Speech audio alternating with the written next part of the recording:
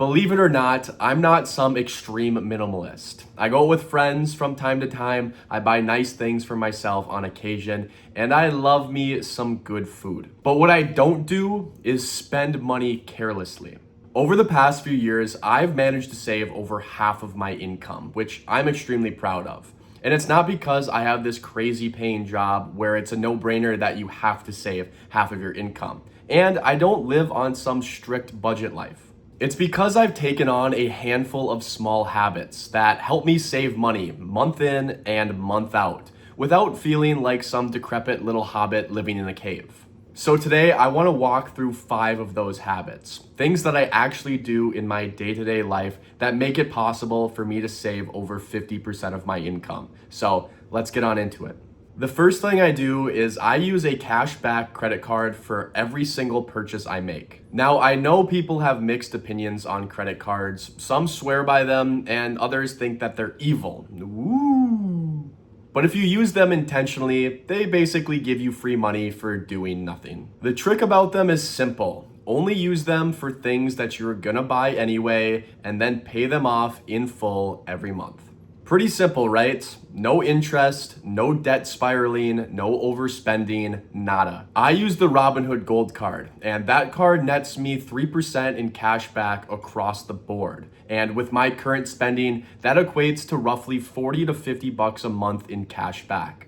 Now, I want to explain the word earn here in this context. I had to spend a lot of money in order to get that fraction back. But if it was money I was gonna have to spend anyway, then I'll take 50 bucks a month, and I'm assuming most of us probably would. It's like getting a nice dinner paid for every month, just for using a small rectangle made out of plastic instead of whatever else you guys are using to make payments these days. The way I think about credit cards is very similar to the way Uncle Ben thinks about power. It comes with great responsibility, and if you use them correctly, then you'll get rewarded. But if you're someone who struggles with overspending, then this won't help you, and it's probably for the best that you steer clear of credit cards for the time being. However, if you're very organized and you pay your bills every single month, then credit cards are basically free money. The next thing I do is I primarily buy generic store brand goods.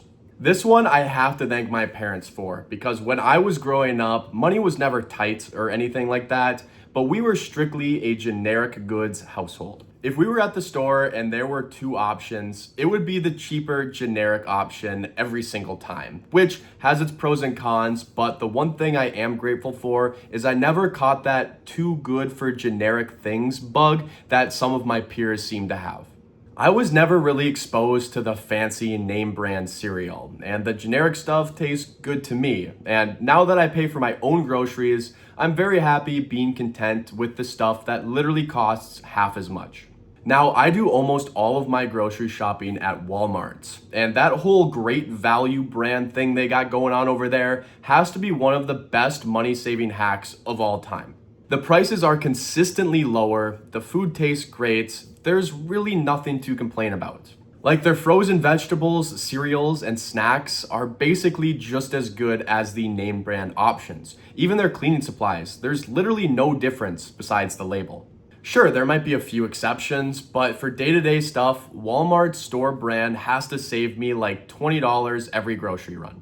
That's probably pushing nearly $1,000 a year. And the best part is, it doesn't even feel like I'm giving anything up. So if you can learn to not care what brand is on the label, you'll be shocked by just how far your money goes. The third habit is shopping used and going thrifting. I used to think that used meant gross, like buying someone's old stuff was somehow beneath me, but that mindset disappeared really fast once I moved out and had to start buying my own stuff.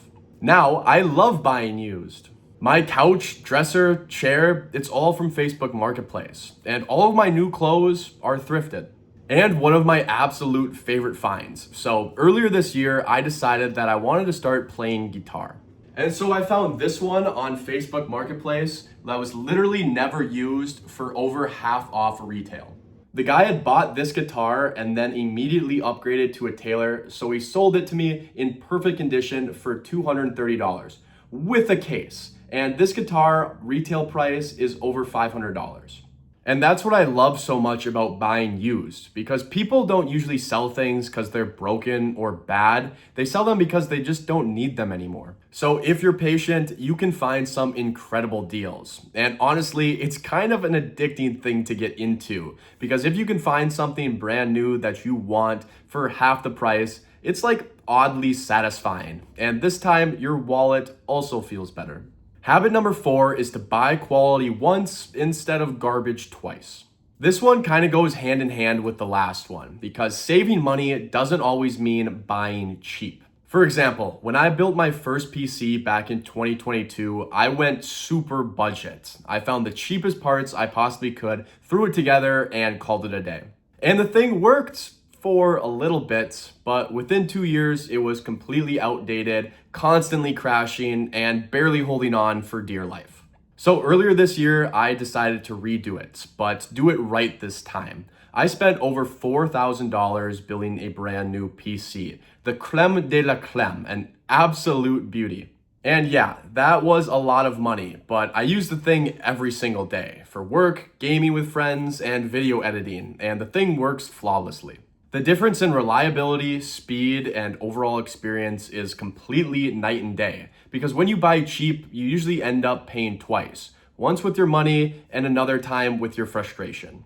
I'd rather spend more money upfront on something I know will last me for years, rather than something that I'm gonna have to constantly upgrade or replace. It's the idea of cost per use. That $4,000 PC that's gonna last me 6 or 7 years is technically gonna be cheaper than a $1,500 PC that I'm gonna have to replace every 2 years. Habit number 5 is driving an efficient car. The first car I ever purchased, and the car that I still drive to this day, is a 2011 Toyota Prius. And I still think it's probably one of the smartest financial decisions I've made to date. When I was looking to buy a new car, I knew I wanted something reliable, something that wouldn't fall apart on me, and something that wouldn't kill me in gas money. And the Prius checked all 3 boxes. The thing gets over 50 miles to the gallon, and with gas prices where they are today, that saves me a ton of money. Like, I can drive basically a whole week and barely use half a tank. And because it's a Toyota, it's built to last. Like, you see these things going 200, 300,000 miles without any major issues. Now, I know it's not the flashiest car on the road, and far from it, but I don't really care about that. The thing's efficient, reliable, and does exactly what I need it to do, and I love the thing. When you think about how much the average person spends on their car through their auto loan, gas, and maintenance, it kind of makes this old hunk of a Prius look like a pretty nice option. So those are the 5 habits that I swear by every single day that have helped me save over 50% of my income.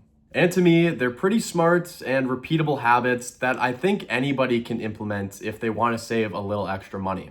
So let me know what you guys think in the comment section below. Do you guys already use some of these habits, or are you going to think about implementing them in the future? I'd love to hear it. But that's all I got for you guys today. I hope you all enjoyed. Take care, and I'll catch you next one. Peace out.